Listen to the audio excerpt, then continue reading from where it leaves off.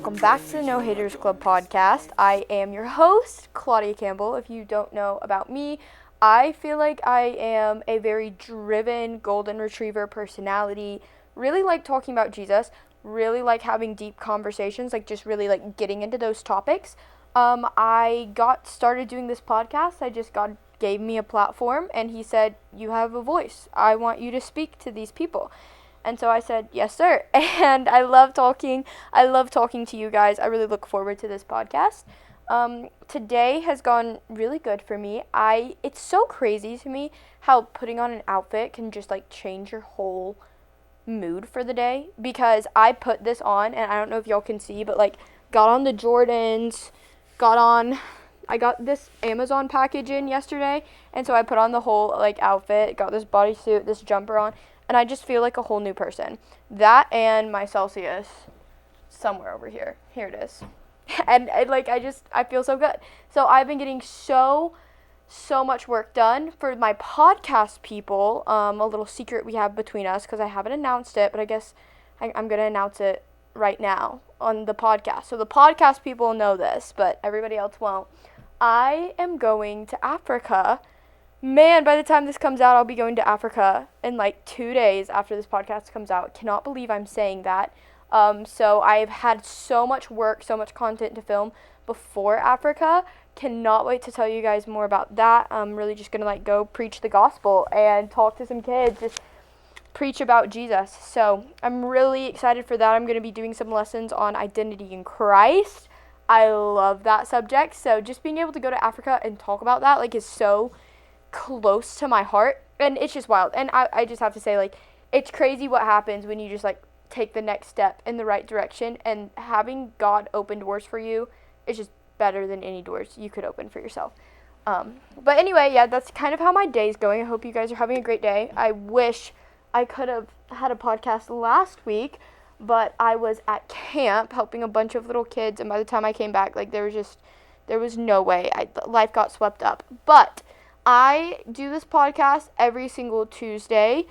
We just talk about life. We talk about how there are haters in this world, but you know what? Everybody's going to have them. So how can we be 100% ourselves?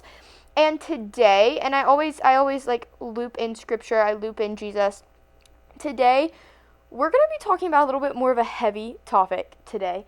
And man, as I have been preparing this, you guys, it has wrecked me. It has wrecked my heart. Like, I'm really big on, I don't just want to preach something to preach it, right? I want to practice what I preach. And God is very clear in his word. Like, you better not be preaching something, you better not be teaching something if you're not examining yourself first. And so I'm going to be really honest with you guys on this podcast. I'm going to be really open. I'm going to have to talk about some of my struggles on this podcast, but I hope in doing so, it will create a very open environment to where you can feel a little understood. You can feel a little less alone if you struggle with any of this. So while it might be a heavier topic, I feel like that this is something that we need to talk about. And I feel like it's something that sometimes, even as Christians, like, I think it's something that we forget can be dangerous. And people forget to talk about this. And so I really wanted to talk about this.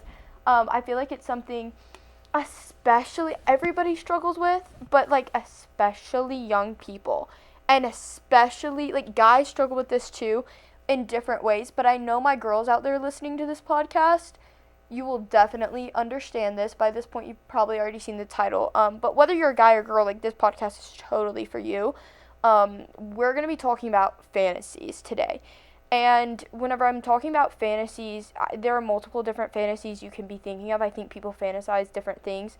But I'm mainly talking about this idea of whenever we use our imagination to fixate, to obsess on a situation that is not reality, that we have put together in our mind for ourselves. And the reason why this is so dangerous, okay, I'm gonna backtrack a little bit and just say, I think that God has given, especially, I know some people, just touched my microphone, but I know that there are some people who, I'm one of those. God has given me a very vivid imagination. Like, I've always just been able to imagine things very vividly, and this is so great. for those of us, like, one of my spiritual gifts is the spiritual gift of faith. I have that spiritual gift. And because of that, I think that's one reason why I have such just, like, this vivid imagination. I can envision things, I can imagine things that God's put on my heart and been like, Claudia, I need you to believe me for this specific thing. And I will have blind faith, and it's funny because, like, my parents, they will be like, Claudia, we'll go there with you. We will bear up with you in your burdens, but, like, we cannot see this. We cannot understand this. I'm thinking of, like, my mom specifically. She will totally be there for me and be like, yes, but you're having faith in something. And my mom is more one, she wants more of the details behind stuff. She's like, I think it's great you have faith for this thing. I think it's great you're believing for this thing, but I'm going to need to see a little bit more before we just, like, full send go, which is great because it helps ground me. But because of that spiritual gift of faith, there are times that my imagination can kind of get in the way. And there are times when, like, that is a good thing that imagination is used for. And this episode, I really want us to talk about fantasies, what we tend to fantasize over, and how it can be bad. How there is a way that you can actually use your imagination for the glory of God and to produce faith. But then there is also this way of fantasizing that it just has no room in our Christian walk. And it's something that I am still working through and still struggling. So, like, this isn't me talking to you guys and being like, I have this all figured out, and this is something that this is a very clear path. I want to have a messy conversation about it, but I want to have a conversation about it because I feel like so much the time, like, we don't. And Emmy Moore has a podcast, Save Not Soft, and I was listening to one of her podcasts on this, and man, she just did a good job. So if you guys like this podcast, definitely go check out her episode. I don't know why I said that. Episode on, hers was Crucify Your Fantasies. I think it was so good. But I just wanted to talk about it from my perspective. This idea of, I think a lot of times what happens is we have a desire, right? And I think about it a lot of times when it comes to romance. And I'm not necessarily talking about, like, sexual fantasies or anything. Right now I'm talking about whenever it comes to the person we want to be with. I see all the time on Christian culture people who are like, oh my goodness, future husband this, future wife this, future spouse this. I prayed for them, future spouse, future, like, I just cannot wait. But it's like this obsessive fantasy. And it's like they're fantasizing whoever their future person is going to be. And I think that can almost be a little bit dangerous. Because whenever we continue to fantasize over, okay, who's our future person going to be, a lot of that times that comes from our own imagination, something that we create, our own feelings, our own desires, something that we genuinely, like, just create, and we're like, oh, this is what we want, this is what's going to happen, and so we fantasize about, like, what that could look like. Thinking about that, I want to make it clear, like, thinking about things, that is not bad. It's okay to think about things. It's okay to hope for that. The issue comes, as specifically, I feel like it gets out of control, and I've had to catch myself on this, is instead of, like, praying for your future spouse one day, like you would pray for, like, something else in the future, is whenever we almost, like, obsess over it to where it becomes an idol in your life. And I'm thinking of specific fantasies that do, like, become idols in people's lives, like whenever you think of that future person. Because there are sometimes when what will happen is we will fantasize, like, we have this desire in our heart to get married. And then what we do as humans, because we cannot change our immediate surroundings, we fantasize over it. So it's almost like this fake, like, feeling of I have it when I don't. Because you're creating this fake reality in your head of, like, well, maybe one day this is going to happen and it's going to look like this. And you start to, like, put your perfect picture in your mind of, well, if I had to put everything together perfectly, I would have this happen, and then this would happen, and then you start piecing together what you think your perfect reality would look like. And the issue comes whenever we put together that perfect reality, all of a sudden God doesn't do it. And we're like, God, you didn't, like, God, why wouldn't you do it? Why didn't you do it like that? That was my perfect reality. And if you're a God of goodness, you would give me my perfect reality, right? And God's looking at us and he's like, son and daughter, No, that wasn't my perfect reality for you. That was your perfect reality for you. That was your perfect reality from your point of view because you could only see limited.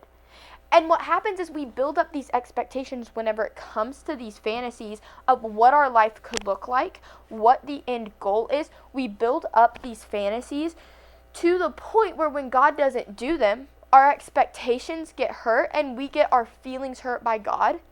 But the thing is that God didn't actually hurt our feelings. We hurt our own feelings. And that's what fantasy does.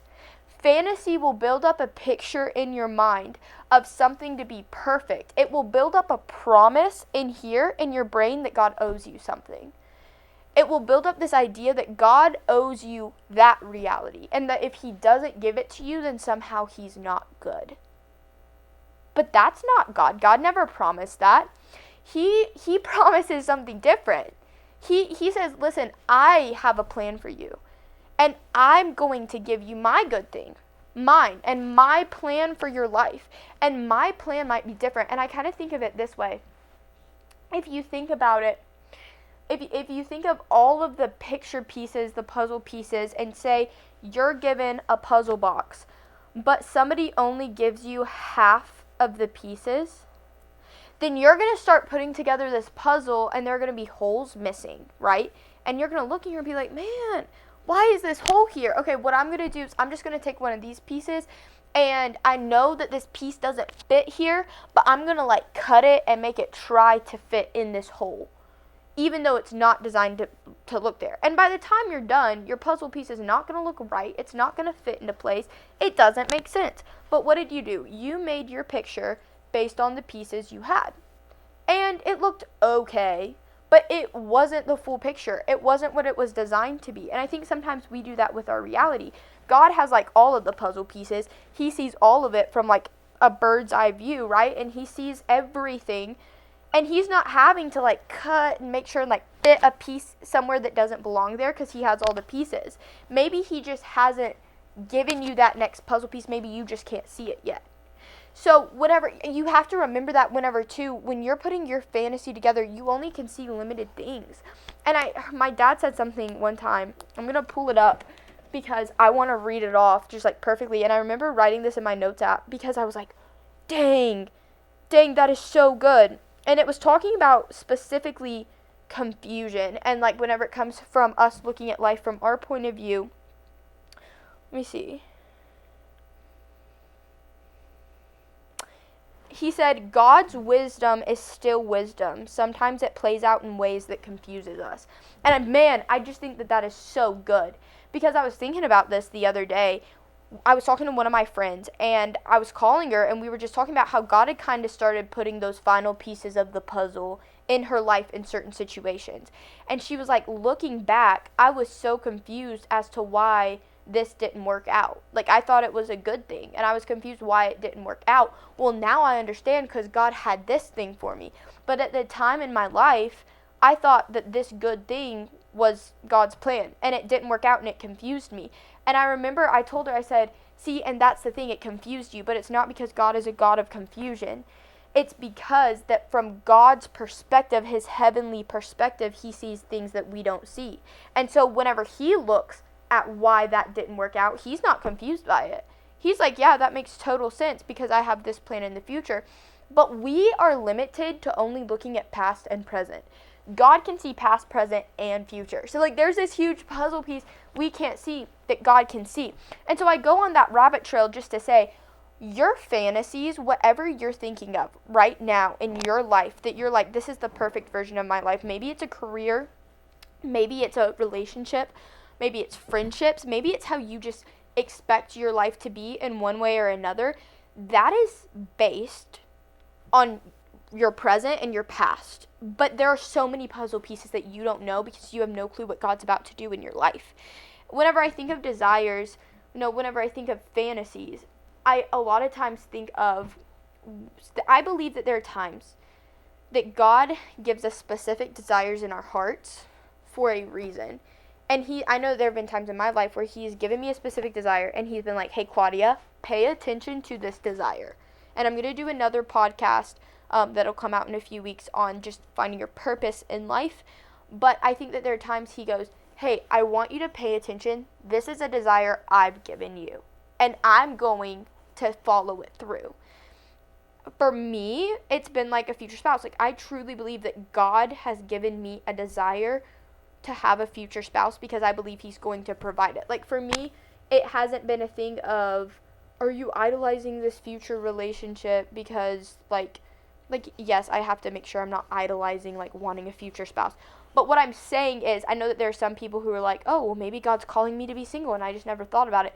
For me, it's, like, different. For me, God's always just been like, yeah, I'm going to give you, like, a future spouse. You just have to have faith and believe in me. Like, that's one of my things that I truly believe that God's going to give me, because I have seen him put that desire in my heart, like, in a different sort of way, and continually be like, okay, Claudia, like, I'm going to provide for you. Like, will you lay it on the altar? And I'm like, yeah, I'll lay it on the altar. And he's like, okay, good, because I'm going to provide, like, I don't know how to describe it, but you know what I'm saying. Like, there are certain desires in your heart that God gives you, and it's for the purpose of, can you have faith that I'm going to fulfill it? And typically when he gives us that desire, he also makes us hand it over to him and just trust him with it. For some of y'all, it might be a certain career. Like, I'm thinking of people who are listening to this podcast and they just feel like, for whatever reason, God has a job for them, God has a career, a ministry for them, and they don't know what it looks like yet, but they know it's going to be something different, and they know it's going to be God-given. They know it's going to hit their sweet spots, the desires that they love, and for some reason, it's like maybe another job comes along the way, and it's a good paying job. It's a really great job, but for some reason, like, you refuse it because you're like, no, it just doesn't match the desire within me. And so I'm talking about those desires. And I think what happens is sometimes we make fantasies from those desires. What happens is we have a God, and this is kind of the formula as I was thinking about preparing for this that I see in fantasies so often. It starts out with a desire, and a lot of times it can be a God-given desire. It's a desire that's placed within you that's different from, like, oh, I want a burger today. It's different from just, like, wanting to go do something. Like, it is a burning desire in your heart that you know was put in your heart to be fulfilled one day and to be fulfilled by God one day. And so he puts this desire, so it starts out with a desire, and then what happens is God's like, okay, will you trust me to complete this? We're like, yeah, God, we'll trust you to complete it. But then what happens is, instead, so we have a desire, and then God goes, I'm going to complete it. So we have this end peace vision sort of thing of, like, for instance, I'll use the desire of having a future spouse. God gives us a desire, okay, I want to have, like, that future spouse, and you can tell, like, this is a God-given feeling, he's going to provide this. So then you know the end result, which is going to be God's going to provide this. Well, now you have all of this in-between space. And what do you do with this in-between space? And what happens is, and this is something, man, specifically with this one, I have struggled so much in, is it's like we fill in the pieces in between. But that is so dangerous. And the reason it's so dangerous is because God's plan for your life, in Ephesians, it talks about God can do more than we ask or think. Do you realize that? Our fantasies can only ever be as big as we can think. And what we ask of God can only ever be as big as we can think. But God's plan for our lives is, it's a good probability that it is better than you could even think. So whenever you try to fill in the rest, whenever you try to go, I bet this is how my life could go. I bet that this is how God could fulfill that desire in my own fantasy land. Then you are low-key limiting that. Like, you're limiting that. And so whenever then you ask God, and here's the thing, my eyes have been opened so much to this recently. Like, I used to pray for my fantasies to come true. Like, I would put together this perfect reality. I would see, like, this really cute guy in the grocery store, and I'd be like, oh my goodness, God, would you just allow him to be the future husband? And I know how, like, silly that is, but I know you girls out there understand that. I know that even some of you guys understand, like, seeing somebody and you're like, oh, can that person just be it? But it literally isn't because you know the person. It's because you have a fantasy in your mind that you want to fulfill. It's because in your mind that could work out because you want to shortcut the process. And a fantasy can sometimes just be simply that. How can I shortcut the process? How can I give myself like a fix so that, oh, I can't have it right now, but I can like imagine this fantasy of having it. I can imagine my version of having it. But whenever you imagine your version, again, your version is limited to the pieces that you have in the puzzle. And it is so dangerous when we do that because then we start to expect God to move in that way. We start to expect, oh, well, God, you're going to come through and you're going to answer my fantasy in this way. And whenever he doesn't come through, whenever he doesn't answer your fantasy in that way, then you look at him and you say, well, God just isn't good. Well, did God ever promise you that? Did God ever say you would be with that boy? Did God ever say that you would have that job? No, you just auto-filled that in. You just saw, here's the end of the puzzle. Oh, that guy is a good fix. He could enter in here. Let's look at Abraham and Sarah, right? God gives him a desire. He gives him a calling. He says, you're going to have as many kids as the nations, as the stars. That's what's going to happen. And he gives him a desire, and he gives him this vision of this end result. What does Abraham do? I bet I know how we could, or it was actually Sarah, who's like, I bet I know how we can kind of make this work, where the end result would still kind of be the same. Which again, in this case, whenever she gives her handmaiden to be with Abraham, it actually corrupts the calling. Oh, I bet I know how this could work out. I can just do this. I'll just step in front of God for a little bit. I'll just like run ahead of God because I'm tired of waiting on his timing. And if I did this, we could have it now. We can make sure that God is still good because if we make it happen in our own strength, then there's no fear that God will disappoint us. But here's the crazy thing. Whenever God calls us to have faith in something, there is always a fear that he's going to disappoint us. And typically what the devil tries to do is out of that fear of what if God disappoints you, what if God doesn't come through, he wants you to create this fantasy in your brain of how you could make it work out, of what could happen. But whenever we start to dwell on that fantasy, we start to worship that fantasy. And worshiping a fantasy that God didn't give us, a vision that God didn't give us, is so stinking dangerous. And I've seen these things destroy my life, and that's why I'm like talking about this with the weight that I believe it is. Like, it can just change your life. I remember in middle school, there was this guy that I liked for years, like long time. And I knew him. He was like Mr. Cool Guy. He was Mr. Popular Guy. And I knew that he went to church. I knew that he played sports. I knew like certain things about him, and I'd known him for a long time. And he actually went to my church. And I remember I was like, I put together this whole like fantasy land of like, oh my goodness, he could be one. Now, keep in mind, I was really young at the same time. I did not know this was a major event in my life because this was whenever I first started to realize, girl, you have to control that fantasy. Because whenever I would look at him, like, we were barely even friends. We barely even had any sort of conversations. And in fact, whenever we became friends, I was like, I don't even really enjoy him. I don't really enjoy being around him that much. But I had built up this fantasy in my mind where, oh my goodness, because I thought he was attractive and because he could check off all the boxes, I put this fantasy in my mind about like, he would be like, I'm sure that if we were together, he would be like the best boyfriend ever. I'm sure that if we were together, like, he's my dream man. I'm sure that if we were together, this stuff would happen. It would be like perfect. And then it changed from, I bet if we were together we would, to he is my dream man. Because listen to your fantasies, because your fantasies will soon turn into your beliefs if they're not in check. And for years, I fantasized over somebody who honestly was not even worth fantasizing over. Like, he was not all that in a bag of chips. He was not my dream guy. But I fell for a fantasy Not really because he was all that, but because I had this big desire in my heart of wanting to be in a relationship so bad. And I just picked a target and I said, I'm going to make you everything I want because I don't really want you, I just really want a relationship. But you're a face I can put to that desire. And how often do we do that in other things?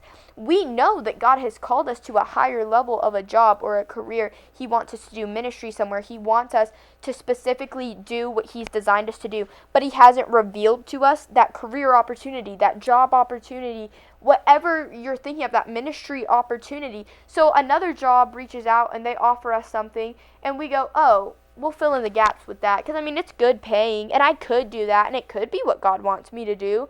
So I'm just going to go ahead and say, yeah, we'll do that. Because, I mean, that could be a way it could fill in the gaps, but you don't have the peace about it. But God hasn't paved the way for that. And a lot of times when I think about these fantasies, whenever I think about fantasies getting the way in our faith walk, I think about the story of Joseph. Okay, so Joseph gets given a dream when he is 17 years old. And it's like, hey, your brothers are going to bow down to you. Your dad's going to bow down to you. And it's key because in context to this story, his brothers hated him because he was the favorite child. And he was also the youngest child. So back in that day and age, you being the youngest child was a place of very low honor. Oldest child had the most honor. Youngest child, you're not going to get much. So the fact that Joseph gets this dream and it's like everybody's going to bow down to you, completely unheard of. But Joseph is also hated. He is hated by all of his brothers. And yet God goes, yeah, but they're going to bow down to you. And He gives him this dream at 17. And I can only imagine at 17 years old, which I'm 17 years old, I can only imagine getting this vision and being like, oh my goodness, my brothers are going to finally bow down to me. They're finally going, I'm finally going to get what I've deserved after all of these years of being hurt, of being, teased, bullied. I'm finally going to get this moment. And Joseph goes out into his field, and it says he tells his brothers and his dad. Why? I think, and there's no biblical evidence for this, but I have a hypothesis in this. This is just Claudia talking. If I wrote a commentary, I would put this in there. I truly believe that he runs out to the field and he tells them that because he believed that it would happen either right then or close to time after then. I believe that when Joseph got the dream, he did not expect to have to wait 13 years before he was in Egypt. I know for a fact there is no way that he possibly thought, oh, I'm going to be a prince at an Egyptian palace and my brothers are going to go there for a famine. That was beyond what Joseph could even ask or think. Either way, he goes out and he tells them, and he has no clue what God really has in store for him. But if Joseph had started fantasizing about, oh, how could God be possibly providing this, then what happens again is whenever Joseph gets in the prison, when Joseph gets into when he gets sold as a slave, then that fantasy was going to come crashing down because he cannot imagine what God has for him.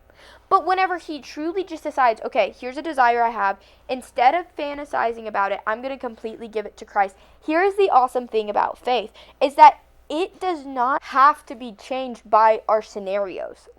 Faith is faith.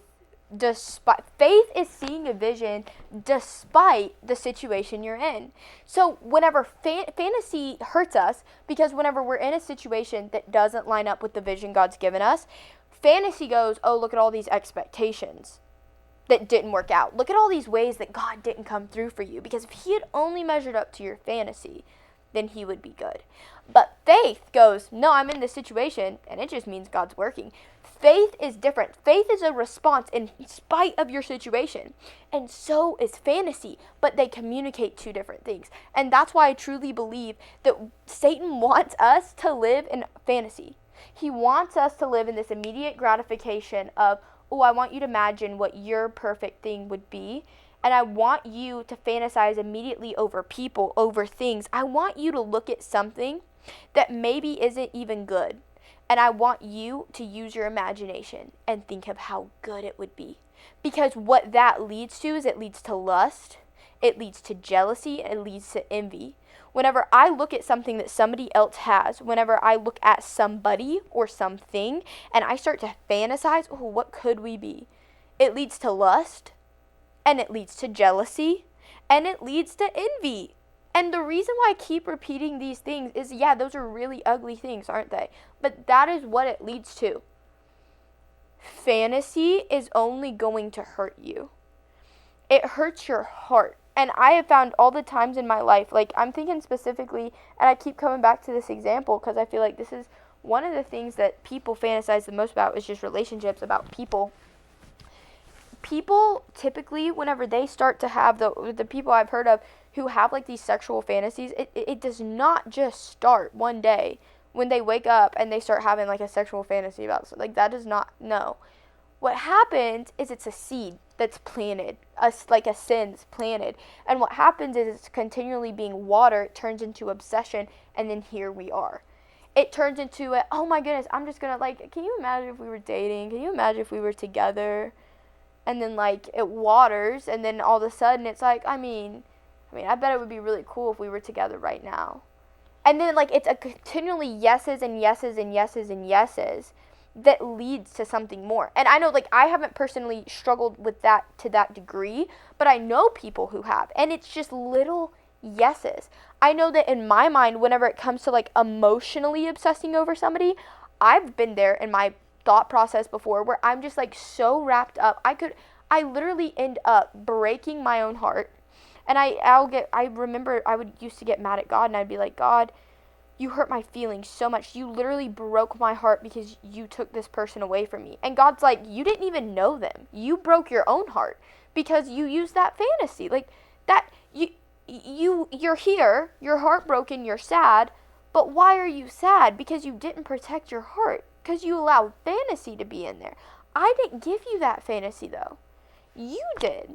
You were the one who came up with this.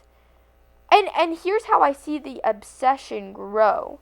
Because what happens is, like, whenever we have obsession, it ends up, like, it really does, it can become an idol so fast.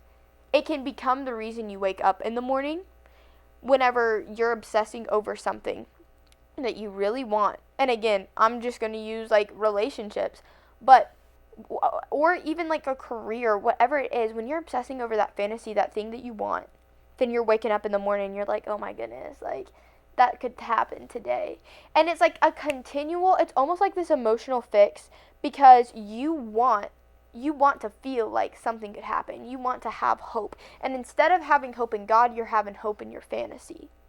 You're having hope that your dreams could come true, your Hollywood movie. You're having hope in yourself instead of going, whoa, whoa, whoa. And can I just say this? God doesn't want you to have a boring life. He wants you to have a hope-filled life. But can I just say that whatever God has planned for you is way better thing to hope for than what you have planned for yourself. Because God can do way more than you have even possibly imagined yet. And if you were to believe in that, then all of a sudden, like, there's so much hope. There is so much excitement there. But you believing in your fantasy, like, that has a dead end. That has a stop eventually. Whenever you, and so this is what I want us to be careful about, is how can we start closing those little doors of our mind? Like, let's start, the Bible says, protect your heart, for from it flow the springs of life. And it's in Proverbs 3, it says that. But I think that the way we start to protect our heart is we start to guard our mind. I think that the thoughts that we allow into our head have a very big impact on what we feel and what we believe. Because I believe it's something of, once you think a thought so many times, it turns into a belief in your heart. Once you have that obsession so many times and you're like fantasizing, like, oh, wouldn't that be so good? Oh, wouldn't that be so good? Wouldn't that be so good? Wouldn't that be so good? Then you finally start to believe in your heart that that thing is good, that that person is good for you. When in reality, and then again, heartbroken because you're like, oh, I just lost such a good thing. No, that was never a good thing. You gaslighted yourself into thinking it was a good thing, but nobody ever said that was a good thing. Do you see what you're saying? So here is, I think, a very beneficial tool, because I don't just want you to leave this podcast feeling like crappy about yourself because you're like, oh my goodness, I have a fantasy, but I do want you to identify fantasies you have. What are things that you have filled in the gaps, that you feel like God has given you this desire about? and you have filled in the gaps. And here's what I want you to pay attention to. Pay attention to what you pray for. The specific situations. If you are not praying things like, God, mold my heart into yours. God, I want, like, if you find yourself, this is a big thing for me that I've been really working on, is there are a lot of times I find myself praying things like, hey, God, could you make this happen? And it's like a situational prayer. Hey, God, could you please allow me and him to be in the same room together? Like, I just think of, like, the middle schooly examples that are funny. But, like, God, can you please, like, I remember praying before for, like, me being in the same class with this guy, or, hey, can you please allow me to pass him in the hallway, like, back whenever I went to a super big school, like, just stupid things about, like, my crush of the week. And, again, what are you praying, like, those circumstantial prayers about? What are you praying, like, God, would you please make this happen? Because a lot of times those stem from our specific fantasies. I did this thing, and I know it's wild, and I'm not saying you should do this, but this is something I felt like God wanted me to do. For the past 3 days, God was like, Claudia, you were praying a lot about this, and you're asking, will this happen? Will you please make this happen? Will you please make this happen? And he was like, and here is the issue, is I had begun to idolize that thing, because I was really excited about that thing, and I had begun to idolize it as I was praying about it. And he was like, Claudia, you're praying about that thing more than you're worshiping me. And again, like, I know that this is so hard, but prayer should be more about God than it is about us. Prayer should be an act of worship. Prayer should not just be asking God to be our personal genie. Like, do you realize that God's job in heaven is to not grant our every wish? It's to be him. And yeah, out of his character, he's going to help us. Out of his character, he's going to make sure our life goes the way he designed it to for his glory. But our prayers out of our mouth should not be, God, can you give me this, this, and this? Our prayers can be, God, would you allow my heart to mold to yours so that I can do the things you've called me to do so that I can bring you glory. And whenever we pay attention, because this checks me more than anything else. And it's like the hardest thing when I start to listen to what I keep praying over. And I'm like, man, like I just can't imagine being God. And, like, here's this person who's like, oh, my goodness, I love Jesus so much. And here's the crazy thing is he has grace and he forgives all of us. And he loves us even if we talk about that boy, even if we talk about that situation, even if we talk about whatever it is, all the time to him. Even if there are times whenever we're just, like, obsessing over that thing, he still loves us and he still gives us grace. But can you just be imagining God who, like, literally did everything for you, gave his all for you, gave his life for you? And you're just continually asking for more. You're like, yeah, but that's not enough. Can you do this for me? Can you do this for me? I don't think he minds us asking little things. But imagine, like, if your friend only ever came to you asking for those things. Like, that would hurt you. So, anyway, that was a little rabbit trail. But pay attention to what you're praying about. And start to pray. The past few days, like I said, I did this fast kind of thing. And I told myself, I was like, you are not allowed to pray for this situation, for God to do this situation for the next 3 days. What you're going to do is anytime you feel the need to pray about that, you're going to go, God, you're good. I know that you're going to give me what you need to give me. And so I'm just going to trust that you got this. However you see fit to do it, okay. I'm not going to pray for my agenda, for my plan to work out. It was more of a, God, your character is good, and I know you're going to act out of that character. And I know that my life is going to benefit from your character, and I know that whatever you see fit is good. I don't have to ask you, would you do this in this situation? You're managing all of that. I don't have to ask you, God, can you please make sure this happens? Because you're making sure that my life is going the way you want it to go. And I have to trust in the goodness of your character. And so I'm not saying that because I'm not going to do that all the time, right? Because I think God does want to talk with us about things.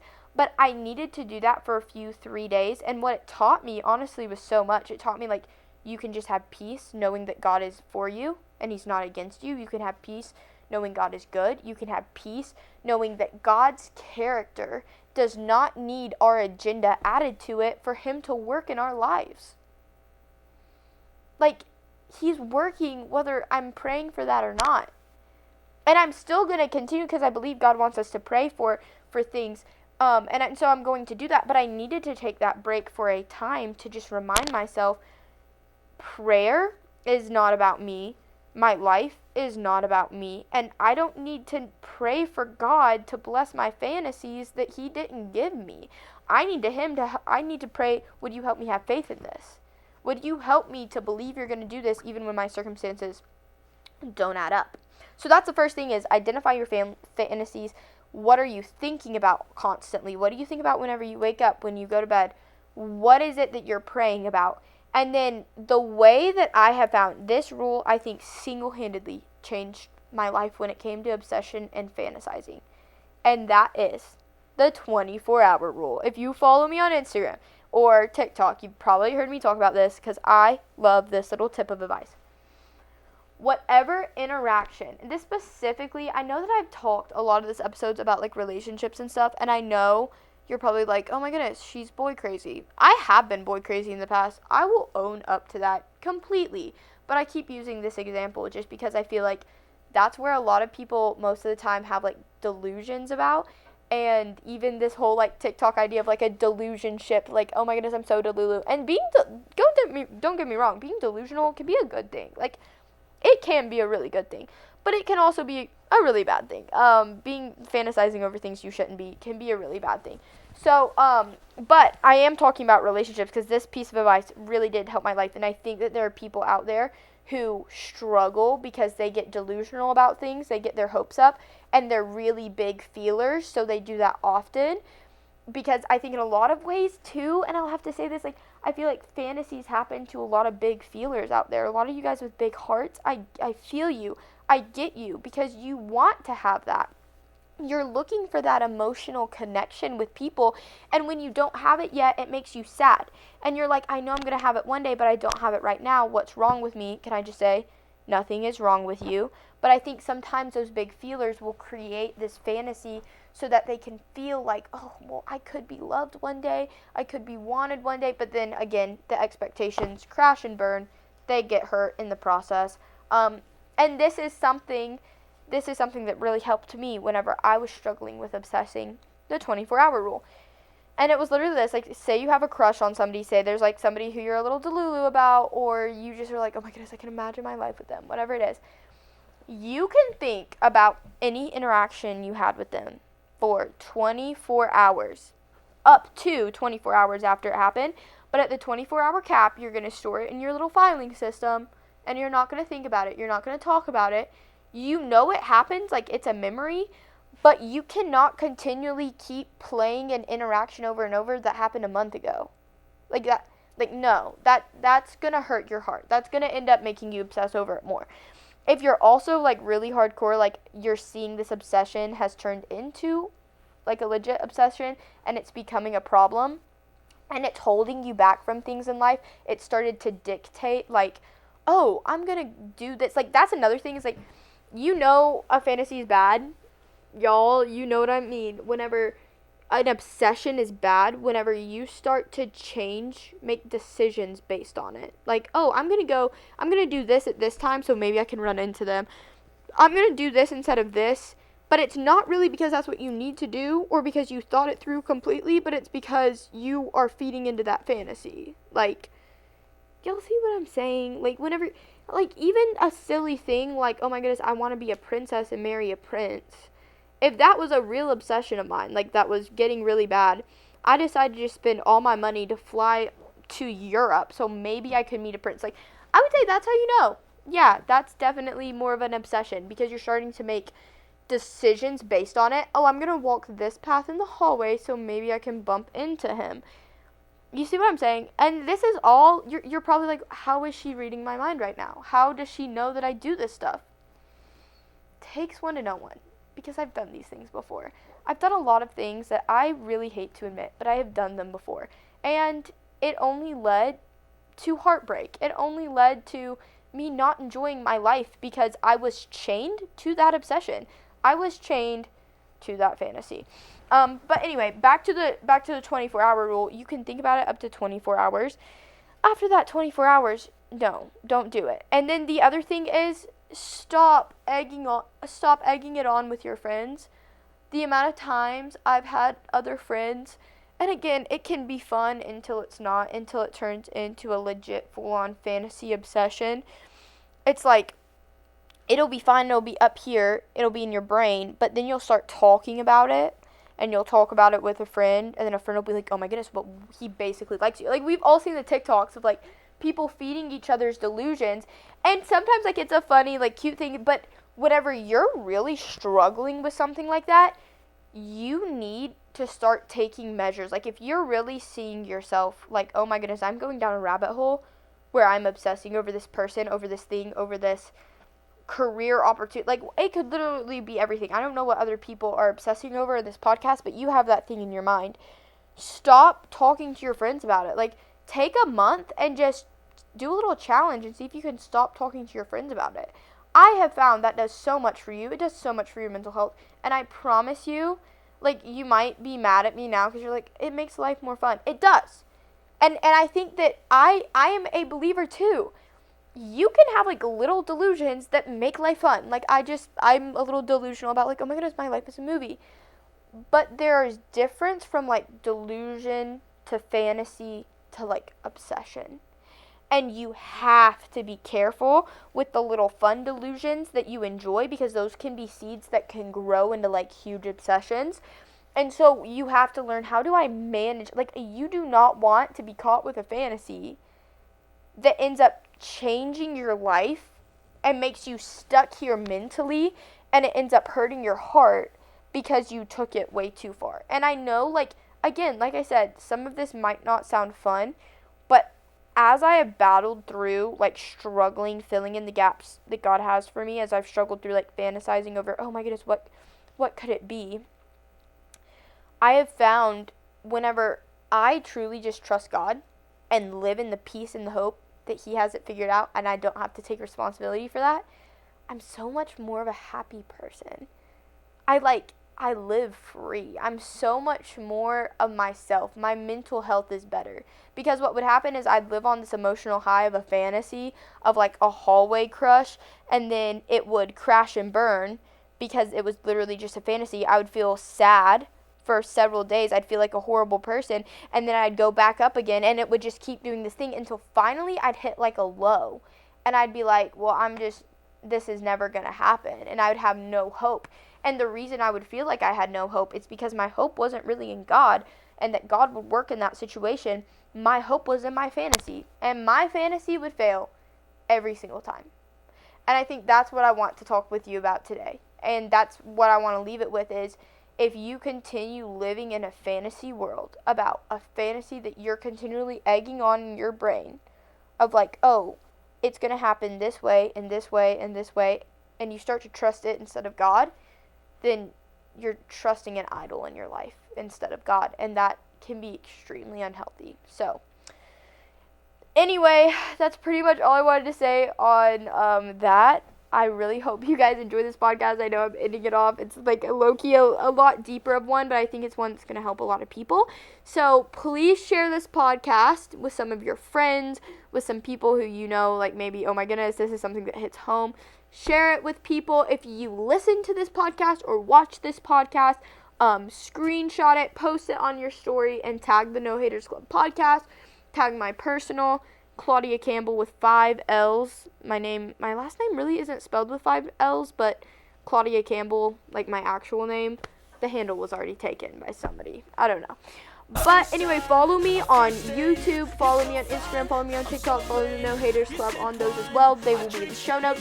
I hope you guys have a blessed Tuesday, and thank you so much for spending it with me. I love you guys. So catch me if I fall.